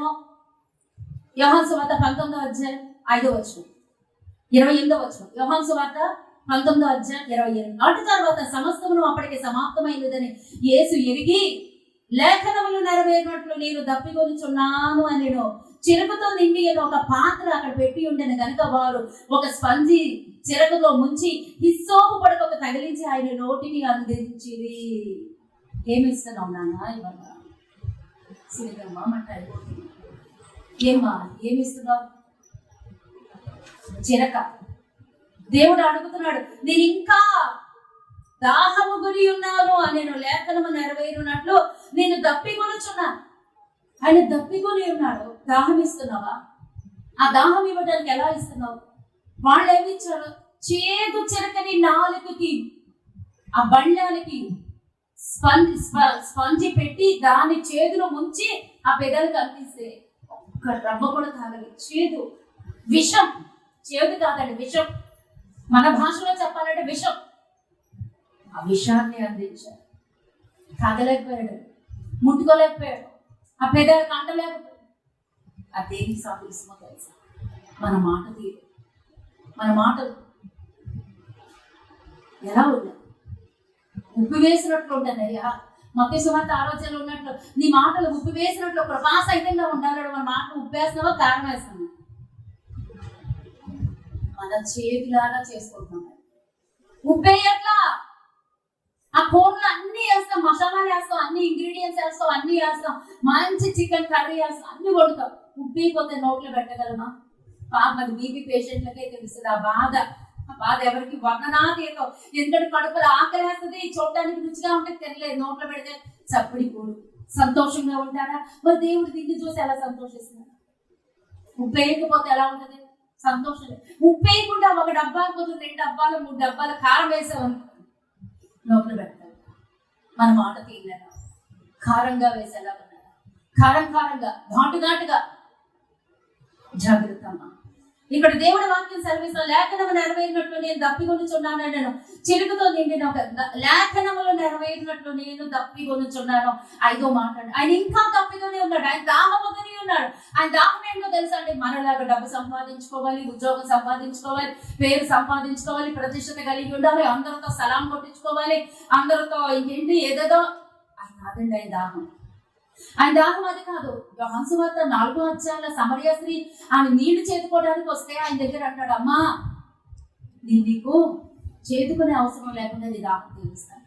నిత్య జీవానికి సంబంధించినటువంటి నిత్య జీవానికి సంబంధించినటువంటిదండి ఆయన దాహం. అంటే ఏంటో తెలుసు? నశించిపోతున్న ఆత్మలు. ఆ సమరయ స్త్రీ ఎవరమ్మా? 5 భక్తులతో ముందు 6వ వాడు కూడా ఉన్నాడు. కానీ ఆమె నశించిపోతుంది నిజమే. కానీ ఆమె దగ్గరికి వెళ్ళాలి, రక్షణ సువార్త ప్రకటించాలి. లేదంటే ఆమె నశించిపోతుంది. ఆ మొక్కనే రక్షించబడిందండి. సమయ గ్రామం మొత్తం పట్టబడింది. అలా ఉండాలి మన రక్షణ. అదండి ఆ దాహం తీర్చాలి అని ఆశ కలిగి ఉన్న వాళ్ళు ఏంటో తెలుసా? ఆ దాహం అదే. నశించిపోతున్న వాడి కోసం ప్రార్థన చేయి. నశించిపోతున్న వాడు దేవుడి సన్నిధికి నడిపించు. నశించిపోతున్న వాడికి రక్షణలోకి నడిపించు. అదే ఆయన నేను ఇంకను నాకు దాహం వేస్తుంది, నీళ్ళు ఇవ్వండి అని అనలేదు. లేఖనం నెరవేరినట్లు నేను దప్పికి ఇంకా దాహం అదే రండి. ఆయనకి దాహం కలిగి ఉన్నాడు. హల్లెలూయా. ఆయన దాహం తీరుద్దామా? ఆ సువార్త ప్రకటించడానికి మేము ఇన్ని ప్రయాసలు పడుతుంది. ఎందుకో తెలుసా? ఈ భోజనాలు ఎందుకో చాలా మంది నన్ను ప్రశ్నిస్తా ఉంటారు. ఈ భోజనాలు ఎందుకో, ఈ ప్రయాస ఎందుకో, ఈ డబ్బు ఖర్చు పెట్టడం ఎందుకో అన్నాడు. ఆ యొక్క మరియమ్మ గారిని కూడా అలాగే అన్నారు. మగ్దలేని మరియని, ఎందుకు ఇంత డబ్బు వృధా చేస్తున్నావో? పేదవాళ్ళు ఉన్నారు, అడగ పెట్టచ్చు కదా. ఎందుకు అత్తరబుడ్డి పగలు కొట్టావు? ఎంత విలువైంది ఇచ్చా? అది ఆయనకే తెలుసు, అది ఆమెకే తెలుసు. హల్లెలూయా. దేవునికి స్తోత్రం. నాకు ఇదొకటే వచ్చి ఇంకేమీ రాదండి. ఎందుకంటే ఆ వచ్చిన వాళ్ళకి ఏదో ఒకటి చెప్పి ఎలాగోలా పరలోక రాజ్యానికి నడిపించాలి, కొంతమంది ఆత్మల్ని సిద్ధపరచాలి. అంతే. దీని వెనకాల ఉన్నటువంటి రహస్యం అదొకటే. కొంతమంది ఆత్మల్ని పరలోక రాజ్యానికి నడిపించాలి. అందుకొరకే ఏదో ఒకటి సిద్ధపడాలి. దేవునికి స్తోత్రం. మరి ఆయన దాహము తీర్చేవారిగా మనం ఉన్నామా? సరే, 6వ మాట చూద్దాం. యోహాను సువార్త 19వ అధ్యాయము 30వ వచనం. యోహాను సువార్త 19వ అధ్యాయము 30వ వచనం. యేసు ఆ చిలక పుచ్చుకొని సమాప్తమైనదని చెప్పి తల వంచి ఆత్మను అప్పగించెను. హల్లెలూయా. సమాప్తమైనదని చెప్పి తల వంచి ఆత్మను అప్పగించెను. ఎవరికి అప్పగించారండి? ఆయనకి అప్పగించారు. ఆయన ఏ పని మీద అయితే ఇక్కడికి వచ్చాడు మొత్తం నెరవేర్చేశాడు. సమాప్తమైపోయింది. ఆయన చేయవలసింది ఇంకే మిగిలి ఉన్నది ఏమీ లేదండి. ఆ తండ్రి దేని కొరకు పంపించాడు, అది మొత్తం నెరవేర్చేశాడు. ఈ రోజు నీ సిద్ధపాటు ఎలా ఉంది? ఈ రోజున 24 hours ఉంది. మన భాషలో, మనకు అర్థమైన భాషలో యేసుని ఏం చెప్పాడో చెప్తాం. సమాప్తమైనదని చెప్పి తల వంచి ఆత్మను అప్పగించాడు. ఇక్కడ మొత్తం అందరూ మనం తలదించుకుంటాం. నీకు 24 గంటలు ఇచ్చాడు, ఆరోగ్యం ఇచ్చాడు, ఆయుష్ ఇచ్చాడు, ఉండటానికి తినటానికి అన్ని సిద్ధపరిచి ఉంచాడు కదా. 24 గంటలు ఇచ్చాడు. ఆ 24 గంటలో నువ్వు దేవుడికి ఇవ్వాల్సింది ఎంత? నా తల్లి బంగారు 2.5 గంటలు ఇవ్వాలి. ఇచ్చాను. ఎంతమంది కరెక్ట్ గా ఒక్క రోజులో 2.5 గంటలు ఇచ్చి తండ్రి ఈ రోజున సమాప్తమైనదని నిద్రపోతున్నాం, ఇది నీకు ఇచ్చాను, నేను చదవలసిన వాక్యం చదివేశా, నేను చేయవలసిన ప్రార్థన చేశా, నేను సువార్త ప్రకటించేశా, దేవా నా మీద ఉంచినటువంటి భారాన్ని సమస్తం నెరవేర్చగలిగి ఉన్నా. ఎంతమంది మనం చెప్పగలుగుతున్నాం? 6వ మాటలో మనం ఉన్నామా? 5వ మాటలో ఉన్నామా? 4వ మాటలో ఉన్నాం? 4వ మాటలో ఉండే ఉంటాం, నాకు డౌటే. ఏలి ఏలి రామా సబక్తాని అంటే అర్థమంటే, దేవా నన్ను ఎందుకు వదిలేసావు, నన్ను ఎందుకు ఇలా ఉంచావు, నా బ్రతికింటి ఇలా అయిపోయింది, నా ప్రార్థన వింటలేదు. ఇది మాత్రం ఉంటుందండి అమ్మా, ఇది మాత్రం ఉంటుంది. 3వ మాట ఏంటి? 3వ మాట, 2వ మాట, 1వ మాట, ఎన్ని మాటల్లో మనం తప్పిపోతున్నాం. నాన్న నీ కోసం నా కోసమే అన్ని మాటలు, 7 మాటలు ఉంచి ఈ గుడ్ ఫ్రైడే రోజు మీకు చదువుకోండమ్మా. గుడ్ ఫ్రైడే రోజున సంవత్సరాల తరబడి భూమి యేసయ్య మరణించింది మొదలుకొని మరలా యేసయ్య 2వ రాకడ వచ్చేంత వరకు గుడ్ ఫ్రైడే రోజున ఈ 7 మాటలు తలంచుకుని నా కోసం ఎడవండి అని చెప్పాడు దేవుడు. 7 మాటల్లో అవి నువ్వు పాటించేదానిగా ఉండాలి, అవి నువ్వు నేర్చుకునేదానిగా ఉండాలి, అవి నువ్వు జీవించేలాగా ఉండాలి. నేను చెప్పినవి నా బిడ్డ చెప్పగలిగి ఉండాలి. తండ్రి ఏదైతే రూపంలో, ఏ గుణలక్షణంలో అయితే ఉన్నాడో తన బిడ్డ అలా ఉండాలి. ఈ రోజున మన రక్షణ పొంది ఎన్ని సంవత్సరాలైంది, అన్ని సంవత్సరాల్లో 7 మాటలేగా నెరవేర్చగలుగుతున్నామా? ఈ 7 మాటల్లో సంపూర్ణంగా చేసున్నామా? ఎక్కడ లేదు. 1వ మాటలోనే తప్పిపోతున్నాం. తండ్రి వీరేమి చేయించున్నారు, వీరేది కనుక వీరిని క్షమించ, అక్కడే తప్పిపోతాం. 2వది పరదైసు, ఉన్నామో లేదో దేవుడికే తెలియాలి, వెళ్తున్నామో లేదో దేవుడికే తెలియాలి. 3వది బాధ్యత, 4వది అది మాత్రం చాలా బాగా తెలుసు, 5వది ఆయన దాహం తీర్చాలి, 6వది సమస్తము సమాప్తమైనదని చెప్పి తల వంచి ఆయన ఆత్మను అప్పగించు. ఆ రోజు ముగియకుండా చూడండి అమ్మా. ఈ గుడ్ ఫ్రైడే నుంచి 7 మాటలు చదివేసుకోవటం, ఈ 7 మాటలు 7గురు చెప్పేయటము, ఈ 7 మాటలు ప్రతి గుడ్ ఫ్రైడే రోజున వినేయటము, ఈ 7 మాటలు వినేసి గుండెల బాధమని యాడ్ కాదు, ఏడవమని కాదు. ఏడుకొస్తే 7 చాలా సంతోషం. ఆ 7 మాటల్లో నువ్వు ఎన్ని మాటలు నెరవేరుస్తున్నావు, దానిలో నీ బాధ్యత ఉంది. ఆ 7 మాటలు దేవుడు నేర్చుకోవాలని ఇక్కడ పరిశుద్ధ గ్రంథంలో రాసి ఉంచాడు. అవి నువ్వు పాటించాలని. ఆ 7 మాటలు ప్రకారంగా నువ్వు ఉన్నప్పుడే ఆయన కుమారుడు అవుతావు.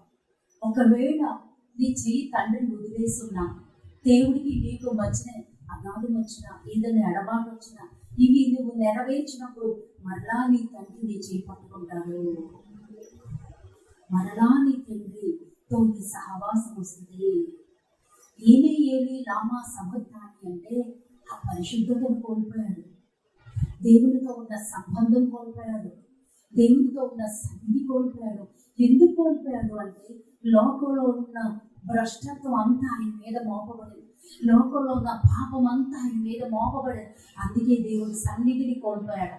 ఈ రోజున ఈ లోకాశలకి అవిధేయత, అపవిత్రత వేరండి. అపవిత్రత అంటే వ్యభిచారం చేయటం, దొంగతనం చేయటం, లేదా అపవిత్రత అంటే దేవుడు వద్దన్నది చేయటం, ఇవన్నీ. అవిధేయత అంటే ఏంటో తెలుసా అండి అమ్మా? అవిధేయత అంటే కళ్ళతో చూసేది, చేతులతో చేసేది, కనీసం వినికిడి, చెడ్డ మాటలు వినటం అవిధేయత, చెడ్డ మాటలు పలకటం అవిధేయత. అవి పెద్ద పెద్ద ఘోరమైన పాపాలే కాదు, కానీ అవిధేయత. అవి ఉన్నా దేవుడి సన్నిధి కోల్పోతున్నాను, అవి ఉన్నా దేవుడి పరిశుద్ధత పోతుంది. నీ మాటల్లో పరిశుద్ధత పోతుంది. నీలో పరిశుద్ధత పోయింది అంటే నీలోకి వచ్చేది దేవుడు కాదు, దెయ్యమే. ఆడు గనక నీలోకి వచ్చాడంటే దేవుడు నీ దగ్గరికి రాడు. అందుకే ఆయన ఏడుస్తున్నాడు, గట్టిగా కేక వేస్తున్నాడు. నా తండ్రికి నాతో సంబంధం పోయింది, ఎందుకు పోయింది, ఎలా పోయింది, ఎందుకు నాకు కావాలి సంబంధం, దేవుడి సన్నిధి కావాలి. ఏడువమ్మా ఈ రోజు, ఏడు. మా దివ్య ఏదో చెప్తుంది, ఏడుపు రాకపోతే కూడా చెంపల మీద టప టప కొట్టు మీద ఏడవాలంట. ఎవరో సేవకుడు చెప్పాడట, టప టప చెంప అదిరిపోయేలా ఆ బాధకి ప్రభా నాకు నొప్పేస్తుంది. హల్లెలూయా, దేవునికి స్తోత్రం. దేవుడిని అడుగుతామండి, కొట్టుకోనక్కర్లేదు కాదండి. ఒక్కసారి అంటే అది కరెక్టే, తప్పేం కాదు. నేను చెప్పేది ఏంటి తెలుసు, మౌనంగా దగ్గరకు వెళ్ళిపోదు. నా జీవితమే నాకు గుణపాఠం అండి. నేను బైబిల్లో నుంచి ఎంత నేర్చుకున్నానో నా జీవితమే నేను నేర్చుకున్నాను. నా జీవితంలో నేను ఒంటరిగా వెళ్ళిపోండి, గదిలో కూర్చోండి, ఎవరితో ఉండద్దు, ఒంటరిగా ఉండండి, నువ్వు చేసేయాన్ని జ్ఞాపకం చేసుకో. అదంతా అవే వస్తాయి, పేగులు కదిలిపోయేంత దుఃఖం వస్తుంది. మనం చేసిన పాపాలు ఒప్పుకోమ్మా, ఒప్పుకో. తండ్రి నేను వాళ్ళని అలా నన్ను క్షమించు, తండ్రి నేను ఇక్కడ పాపం చేశాను, నన్ను క్షమించు ప్రభు, ఆ వయసులో నాకు తెలియదు, నన్ను క్షమించు, ఈ వయసులో నేను చేశాను, నన్ను క్షమించు. మరొక్క మాట నేను చెప్పానని మర్చిపోయానమ్మా. మరొక్క మాట, మూడో మాటలో తండ్రి అమ్మా ఇదిగో నీ కుమారుడు అని అన్నాడు కదా. తల్లి అమ్మా ఇదిగో నీ కుమారుడు అని ఆ కుమారుడికి ఏం చెప్పాడు? ఇదిగో నీ తల్లి అని చెప్పాడు కదా. ఎందుకు ఆ 6 మీద నమ్మకం లేకుండా పోయింది అంటే భయంకరమైన మాట అండి. ఏంటో తెలుసమ్మా, అందుకే వెళ్తామా అన్నాను. ఎందుకు ఎవరి గురించి బాధపడద్దు, బిడ్డలు చూడలేదే, నా భర్త చూడలేదే, నన్ను ఎవరు గుర్తించట్లేదే, అయ్యో నన్ను దేవుడు ఉన్నాడు నీకు, ఈ మనుషులు ఎందుకు కావాలి, వాళ్ళు ఎంతవరకు అంటే అంతవరకే. ఆ తల్లి బాధ ఆయనకి తెలుసు. ఎందుకు ఆ కుమారులందరికీ అప్పగించలేదో తెలుసా నాన్న? దాని లోపల ఉన్న రహస్యం ఏంటో తెలుసా? మరియమ్మ గారి గురించి ఒక ప్రాపకాండ ఉంది. ఈమె కన్యగానే ఉండగానే గర్భవతి అయింది. అది ఎంతమంది నమ్ముతున్నారు? నమ్మిన వాళ్ళు నమ్ముతారు, నమ్మని వాళ్ళు దూషిస్తారు. ఆమె మీద ముద్ర ఉంది. అందుకే ఆమెను ఎవరు పిల్లలు లక్ష్య పెట్టారు. పిల్లలు లక్ష్య పెట్టలేదు కానీ దేవుడు వద్దన్నాడా? అది కరెక్ట్ కాదు. దేవుడికి ఆమె ఎవరో తెలుసు, ఆమె పరిశుద్ధత దేవుడికి తెలుసు. నీ భర్తకి తెలీదు, నీ కొడుకులకి తెలీదు. నీ ప్రార్థన విలువ దేవుడికి తెలుసు, నీ కన్నీటి విలువ దేవుడికి తెలుసు, నీ పవిత్రత దేవుడికి తెలుసు, నువ్వు దేవుడితో ఉన్న సహవాసం గురించి దేవుడికి తెలుసు. అందుకే నీ బాధ్యత దేవుడు తీసుకున్నాడు. ఎవ్వరు నిన్ను ఓదార్చలేరు, ఎవ్వరు నిన్ను కడతేర్చలేరు. దేవుడు నీ పక్షాన ఉన్నాడు. దేవుడికి స్తోత్రం కలుగును గాక. దేవుడే నీ పక్షాన ఉన్నప్పుడు ఇంకా నువ్వు దేని వైపు చూస్తావు నాన్న? అందుకే తల్లి గురించి ఆ కొడుకులు ఎవరికి బాధ్యత లేదు. తన రొమ్మున ఆనుకున్నటువంటి వ్యక్తి అని యోహాను గురించి సాక్ష్యం ఉందండి. తన గుండె చప్పుడు, గుండెలో ఉన్న బాధ ఆయనకు ఒక్కడికి తెలుసు. అందుకే ఆయనకి అప్పగించాడండి. తను చేర్చుకున్నాడు. ఎందుకంటే తన తర్వాత తన కొడుకులు, తన సహోదరులు, ఆమె కొడుకులు, ఆమె కన్న కొడుకులు ఆయన చూడరు, తోసేస్తారు, నేను చనిపోగానే తోలేస్తారు. నాయన ఈ రోజున ఎవరన్నా అటువంటి పరిస్థితుల్లో ఉన్నారా? నాకు తెలిసి ఇక్కడ కొంతమంది ఉన్నారు. నాన్న మీరెవ్వరు, అందుకే బాబా నన్ను ఎంత దేవుడు నలగొట్టేసేది. అందుకే నన్ను ఎంత నలగొట్టి నేను ఉండవలసిన స్థితిలో ఉండలేకపోతున్నా. నేను ఎందుకు స్థానభ్రంశం కలుగుతున్నా? నాకు ఎప్పుడు ఉపవాసాలు అన్నమాట. ఇదిగో ఆశలతో ఉన్నారు సునీత 50 రోజులు ఉపవాసన కాబట్టి ఎందుకు నేను ఇలా చేస్తున్నాను తెలుసా? దేవుడు నన్ను అంత నలగొట్టేస్తున్నాడు. కారణం ఏంటో తెలుసా? అంత ప్రేమిస్తాడు. ఇక్కడ ఎంతో మంది నిన్ను నమ్ముతున్నా, నీ దగ్గరికి వచ్చిన వాళ్ళు నువ్వు కాదన్నద్దు అన్నాడు దేవుడు. వాళ్ళ ఆకలితో వస్తారు, వాళ్ళ ఆకలి తీర్చు. అన్ని సంఘాలకని సంఘం విభిన్నంగా ఉంటుంది. ఇక్కడ నా రాజశాసనం ఉంది, ఇక్కడ నా రాజ చట్టం ఉంది. ఆ వేళ్ళ పరిపాలనలో ఎంత చక్కటి ఓదార్పు ఉంటుందో అంత ఓదార్పు ఇక్కడ ఉంటుంది. వచ్చిన వాళ్ళందరూ నేను ఓదార్చన్నాడు. అందుకే ఇంత నలిగిపోతున్నానండి.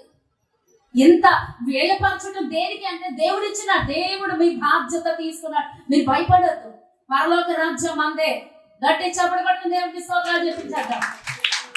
పరలోక రాజ్యం అందే. ఏ ఒక్కరిని ఇక్కడ దేవుడు విడిచిపెట్టాడండి. దేవుడికి నీ బాధ్యత దేవుడు తీసుకున్నాడు అంతే. నాన్న 3వ మాటలో నుంచి అమ్మా ఇదిగో నీ కొడుకు చూపించి ఇదిగో నీ తల్లి అని చెప్పి అంటే ఏంటి తెలుసా? నీ బాధ్యత ఈ రోజు నుంచి నీ భర్తది కాదు. అర్థమవుతుందా? అర్థమైతే చేతులు ఎత్తండి. అర్థం అవ్వట్లా చాలా మంది. ఈ రోజున నీ బాధ్యత దేవుడిది అన్నప్పుడు, నీ చెయ్యి దేవుడికి అప్పగించినప్పుడు ఆ చెయ్యి దేవుడు పట్టుకోవడానికి సిద్ధంగా ఉన్నాడు. ఈ యొక్క గుడ్ ఫ్రైడే రోజున హల్లెలూయా. ఈ రోజున మన బాధ్యతను దేవుడు తీసుకోబోతున్నాడు. ఈ రోజున మన భారాన్ని దేవుడు తీసుకోబోతున్నాడు. ఈ రోజున మనకున్న ప్రతి సమస్యకి ఆయనే సమాధానం అయిపోతున్నాడు అండి. దేవునికి స్తోత్రం. నీకు భర్త మీద నమ్మకం లేకపోవచ్చు, బిడ్డల మీద నమ్మకం లేకపోవచ్చు, పరిస్థితుల మీద నమ్మకం లేకపోవచ్చు, కానీ దేవుడి మీద నమ్మకం సడలకూడదండి. హల్లెలూయా. దేవుడి మీద నమ్మకం ఎప్పుడైతే గట్టిగా ఉంటుందో దేవుడు మనల్ని దాటి వెళ్ళడండి. హల్లెలూయా, హల్లెలూయా. దేవునికి సమస్త మహిమ కలుగును గాక. 6వ మాట సమాప్తమైనదని చెప్పి తల వంచి ఆత్మను అప్పగించెను. హల్లెలూయా. 6వ మాట నెరవేరుస్తారా? ఎంతమంది నెరవేరుస్తారు? రేపటి నుంచే స్టార్ట్. 24 గంటలు ఉన్నాయి. 24 గంటలు 2.5 గంటలు నువ్వు ప్రార్థన చేయాలి. లేదంటే ఇప్పుడు నేర్చుకున్నా వృధా కదా. 24 గంటలు నీకు ఇచ్చాడు దేవుడు. ఎన్ని గంటలు నువ్వు దేవుడికి ఇస్తున్నావు? అదే 6వ మాట. సమస్తము సమాప్తమైనదా తండ్రి. ఈ రోజంతా నేనేం చేయాలో చేసేసాను తండ్రి అని పడుకునేటప్పుడు ప్రార్థన చేసి పడుకో. అది సమాప్తం మాట. దేవుడికి స్తోత్రం. ఈ రోజుది ఈ రోజు, రేపటిది రేపే, ఎల్లుండిది ఎల్లుండే నువ్వు నెరవేరిస్తే ఆ రాకడలో ఇదే మాట చెప్తావు, తండ్రి నువ్వు నాకు అప్పగించిన బాధ్యత సమస్తము చక్కగా నెరవేర్చాలని. ఇవాళ ఓడిపోతే రేపు ఓడిపోతావు, రేపు ఓడిపోతే ఎల్లుండి ఓడిపోతావు, ఎల్లుండి ఓడిపోతే రాకడలో తప్పిపోతావు. జాగ్రత్త, అది పట్టుకుంది. సరే, లాస్ట్ మాట. లూకాసు వార్త 24వ అధ్యాయము, లూకాసు వార్త 24వ అధ్యాయము 46వ వచనం. లూకాసు వార్త 23వ అధ్యాయము 24 చెప్పినా క్షమించడం. లూకాసు వార్త 23వ అధ్యాయము 46వ వచనం. 46. అప్పుడు యేసు గొప్ప శబ్దంతో కేక వేసి, తండ్రి నీ చేతికి నా ఆత్మను అప్పగించుకొనుచున్నాను అనేను. హల్లెలూయా, హల్లెలూయా. పై వచనం 44 నుంచి చదివితే, అప్పుడు రమారమి మధ్యాహ్నమైన అది మొదలుకొని 3 గంటల వరకు దేశమంతటి మీద, వెరీ గుడ్. అప్పుడు రమారమి మధ్యాహ్నమాయను అది మొదలుకొని 3 గంటల వరకు ఆ దేశం అంతటి మీద చీకటి కమ్మిను. సూర్యుడు అదృశ్యుడాయను, గర్భాలయపు తెర నడుమికి చిరిగెను. అప్పుడు యేసు గొప్ప శబ్దముతో కేక వేసి, తండ్రి నీ చేతికి నా ఆత్మను అప్పగించుకున్నాను నేను. ఆయన ఇలాగ చెప్పి ప్రాణము విడిచలో శతాధిపతి జరిగినది చూసి, ఈ మనుషుడు నిజముగా నీతిమంతుడై ఉండెనని చెప్పి దేవునిని మహిమపరచెను. చూచుటకై కూడి వచ్చిన ప్రజలందరూ జరిగిన కార్యమును చూసి రొమ్ము కొట్టుకొనొచ్చు తిరిగి వెళ్ళి, ఆయనకు నెలవైన వారందరూ గలిలయ నుండి ఆయనను వెంబడించిన స్త్రీలు దూరంగా నిలుచుండి చూచుచుండి. హల్లెలూయా. ఇప్పుడు ఉన్నటువంటి వ్యక్తిలో నుంచి మనం ఒక వ్యక్తి గురించి ధ్యానించాం ఒక బుధవారం. ఎవరి వ్యక్తి? ఎవరు చెప్పారు? Thank you brother. హల్లెలూయా. శతాధిపతి. ఆ శతాధిపతి పేరేంటంటే లాజరస్. ఆ శతాధిపతి లాజరస్. ఆయన ఎవరు? శతాధిపతి.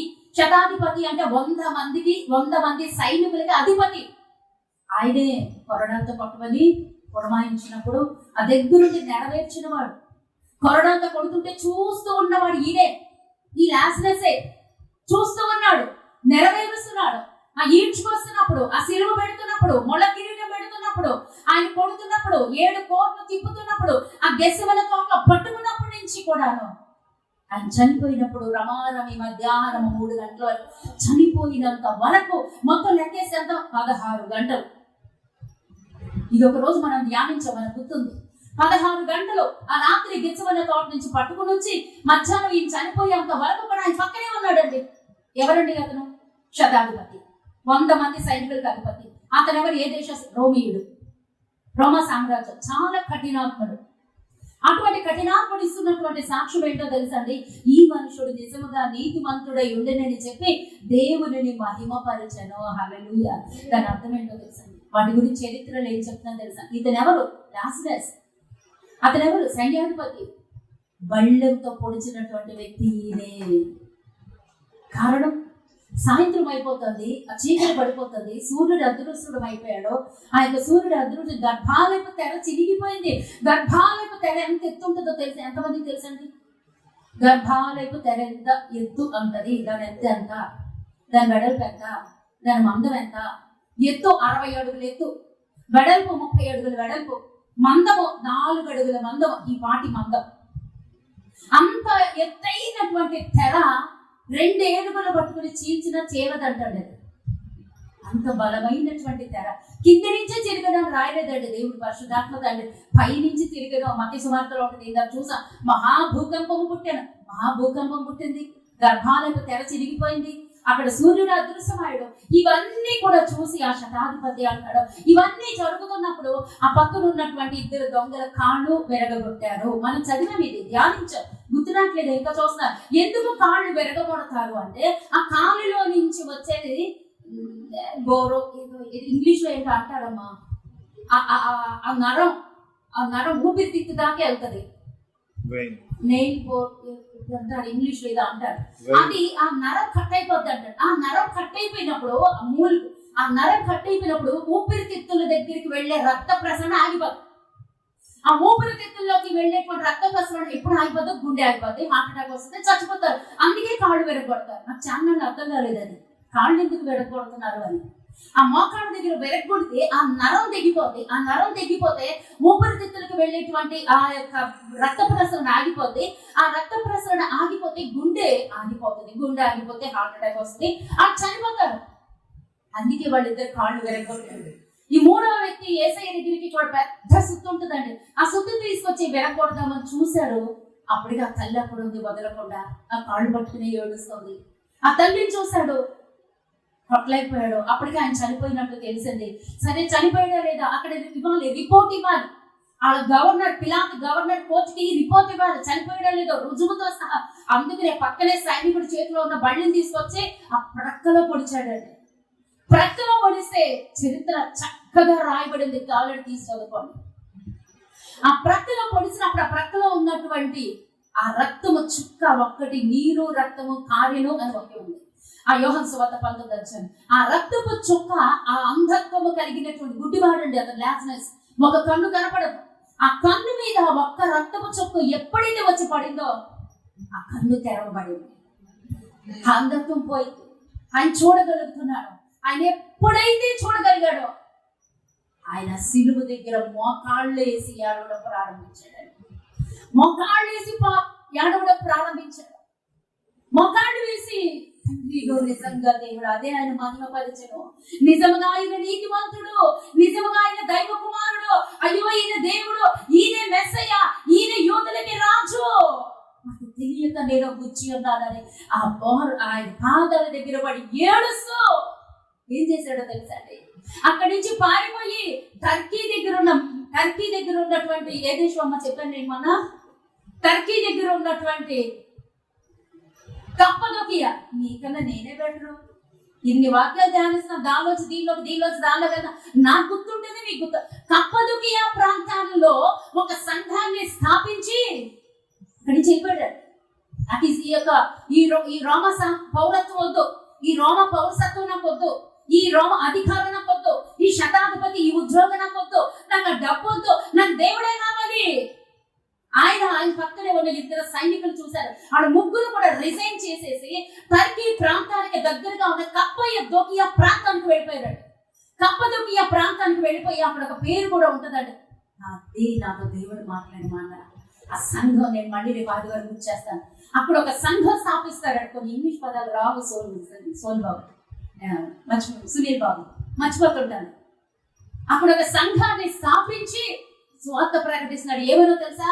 పొడిచిన వాడు నేనే, ఆ ముళ్ళ కిరీటం పెడుతున్నప్పుడు ఉన్నవాడిని సాక్షి నేనే, కొరడంతో కొడుతున్నప్పుడు ఆ ఆజ్ఞను జారీ చేసిన వాడు నేనే, అక్కడ నడిపించిన వాడు నేనే, సిలువకు మేకులు కొట్టిన వాడు మేమే, ఆ యొక్క కాళ్ళకు మేకులు కొట్టిన వాడు నేనే, పక్కలో బండ్లతో పొడిచిన వాడు నేనే యేసయ్యని చంపాను కానీ ఆయన తిరిగి లేచాడు అని ఆయన సాక్ష్యం చెప్తుంటే ఆ టర్కీ ప్రాంతము, ఆ కప్పదొకియా ప్రాంతము మొత్తం కూడా రక్షణ పొందుతుందండి. ఆ ప్రాంతం అంతా రక్షణ పొందుతుంటే ఆ వార్త ఎక్కడి దాకా వచ్చి మళ్ళా రోమా సామ్రాజ్యం దాకా వచ్చి ఈ యాజకులు, పరిసయ్యులు, శాస్త్రులు, సద్దూకయ్యులు, హేరోదీయులు మరలా పరిగెత్తారు పిలాతు దగ్గరికి. వెళ్ళి యేసుని చంపేశాము అయిపోయింది అనుకున్నాం. కానీ వీళ్ళెళ్ళి అక్కడ సువార్త ప్రకటిస్తున్నారు. ఆ సువార్త మరింత ఎక్కువగా ప్రబలిపోతుంది కాబట్టి వాళ్ళని చంపారు. వాళ్ళని తీసుకొచ్చాయి. పిలాతు జన సమూహమును సంతోష పెట్టువాడు ఆయన వాక్యం చదివి చూపించాను మీకు. వాళ్ళ కొరకు మళ్ళా ఏం చేశాడు? వాళ్ళు పంపిస్తే వాళ్ళ ముగ్గురు వస్తారు. వాళ్ళ ముగ్గురిని తీసుకొస్తారు, అడుగుతారు. ఈ సైనికులు ఇక్కడి నుంచి రోమా సైనికులు పంపినప్పుడు ఆ శతాధిపతిని చూసి ఆయనకి నమస్కరించి, అయ్యా నువ్వు అధికారిగా ఉన్నప్పుడు మమ్మల్ని ఎంతో బాగా చూసుకున్నావు, మాకెంతో విలువిచ్చావు, మాకెంతో బాగా చూసుకున్నావు. కానీ ఈ రోజు నిన్ను బంధించడానికి మేము వచ్చాం. అది మాకు ఇష్టం లేదు. ఎందుకు బంధించాలి? నువ్వు సువార్త ప్రకటిస్తున్నావు. రోమ సామ్రాజ్యంలోకి వెళ్ళింది, గవర్నర్ దగ్గర నీ యొక్క ఆర్డర్ వచ్చింది, నిన్ను బంధించి నిన్ను తీసుకురామని. నిన్ను బంధించడం మాకు ఇష్టం లేదు. ఇక్కడి నుంచి పారిపో. నువ్వు ఇక్కడి నుంచి ఎక్కడికైనా దూరంగా పారిపో. నువ్వు వెళ్ళి నువ్వు దొరకలేదు, నువ్వు పారిపోయావని చెప్తామా? నేను పారిపోను. నేను కన్న వాటి కొరకు, విన్న వాటి కొరకు, నేను అనుభవించిన వాటికి, నేను తాకిన వాటికి మేము సాక్షిని. ఆయన యేసు, ఆయన రక్షకుడు, ఆయన లోక రక్షకుడు. ఆయన చనిపోయాడు, ఆయన తిరిగి లేచాడు. అందుకు మేము సాక్షిలో నేను వస్తాను చెప్తానని చేస్తానండి. వస్తాడు, పిలాతు అడుగుతాడు, అక్కడ ఉన్న పెద్దలందరూ అడుగుతారు, ఇప్పటికైనా మనసు మార్చుకుంటావు? మార్చుకో, అయితే నిన్ను చంపేస్తాం, చంపే. అప్పుడు శిరఛేదనం విధిస్తాడండి, శిరఛేదనం విధిస్తారు. ఆ లాజరస్ కి, ఈ శతాధిపతికి, ఈ లోకాసువార్త 23వ అధ్యాయము 47వ వచనంలో ఉన్న ఈ శతాధిపతికి మరణదండన, శిరఛేదనం, మొండాన్ని శిరస్సుని వేరు చేయమని ఆయన వింటుండగానే ఆయన మరణ వార్త ఆయన చెవులతోనే విన్నాడండి. దేవుడి కొరకు అప్పగించుకున్నాడు. శిరఛేదనం చేయబడిపోయింది. కోట గుమ్మానికి తగిలించాలి పిలాతు చెప్పాడు. యాజకుడు, అక్కడ ఉన్నటువంటి శాస్త్రులు అందరూ చెప్పినప్పుడు ఆయన చంపి ఆయన శిరస్సుని కోట గుమ్మానికి తగిలించారండి. తగిలిస్తే దానికి కూడా సిద్ధపడి ఒక్క మాట చెప్పి నేను ముగించేస్తానండి. నేను ఎందుకు ఆ మాట అంత బాగా గుర్తుండిపోయిందంటే, ఆయన కప్పదొకియా ప్రాంతంలో, టర్కీకి వెళ్ళిపోయి కప్పదొకియా ప్రాంతంలో ఒక సంఘం స్థాపిస్తాడు. సంఘం పేరు నాకు గుర్తురాట్లా, ఆల్రెడీ నాకు తెలుసు సంఘం పేరు. ఆ సంఘాన్ని స్థాపిస్తాడండి. ఆ సంఘాన్ని స్థాపించాడు. ఆ రోజు నేను ఏడుస్తున్నాను. ఖచ్చితంగా పోయిన బుధవారమో శుక్రవారమో గుర్తులేదు, చాలా ఏడుస్తున్నాను. నాకు శక్తి చాలట్లేదు ప్రభు, పనులు ఒత్తిడి, అంతేకాదు ఆర్థిక పరంగా కూడా నాకు చాలా కష్టంగా ఉంది. నేను ముందుకు సాగలేకపోతున్నాను. నేనేం చేయను, నా వల్ల కావట్లేదు. నేను ఆ బాధపడితే రేపు పొద్దు నా తర్వాత రావాల్సిన నా కుమారుడు ఇలా కొనసాగిస్తాడా, ఏం జరుగుతుంది, సంఘ పరిస్థితి ఏమవుతుంది అని ఏడుస్తూ ఉన్నప్పుడు, అప్పుడు ఇదే పులిపీఠం దగ్గర దేవుడు నాతో మాట్లాడాడు. ఆ సంఘము స్థాపిస్తే లాజరస్ వెళ్తే, ఇక్కడ యేసు ప్రభు చనిపోయిన తర్వాత ఏమైందో తెలుసండి, క్రైస్తవులకి హింసలు స్టార్ట్ అయింది, క్రైస్తవుల్ని చంపడం స్టార్ట్ అయింది, క్రైస్తవులు పట్టబడుతున్నారు, శ్రమలు స్టార్ట్ అయింది. క్రైస్తవుల్ని శ్రమ పెడుతున్నప్పుడు, బంధిస్తున్నప్పుడు, చెరసాలలో పెడుతున్నప్పుడు, చంపుతున్నప్పుడు ఈ క్రైస్తవులందరూ చెదిరి పారిపోయి ఎక్కడికి వెళ్ళారు తెలుసా? టర్కీలో ఉన్నటువంటి కప్పదొకియాలో ఉన్నటువంటి ఈ లాజరస్ స్థాపించినటువంటి ఆ సంఘంలోకి వాళ్ళు వెళ్ళిపోయారు. అప్పుడు ఇదే పులిపేట దగ్గర నాతో మాట్లాడాడు.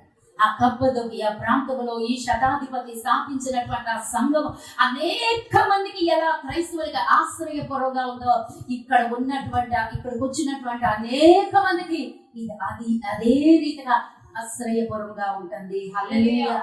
అక్కడ అలా ఎలా దీవించాలంటే, పారిపోయిన వాడు, ప్రాణ భయంతో ఉన్నవాడు, అంటే హోప్లెస్, అటువంటి వారందరినీ ఆయన ఎలా చేర్చుకున్నాడో, ఎలా ఒక ఆదరణగా ఆశ్రయపురంగా ఉందో, ఇక్కడ ఈ సంఘం కూడా అదే రీతిగా ఉంది. నువ్వు భయపడదు, నేను పోషిస్తాను, నేను సంరక్షిస్తాను, ఇక్కడ వచ్చిన నేను కాపాడుకుంటాను.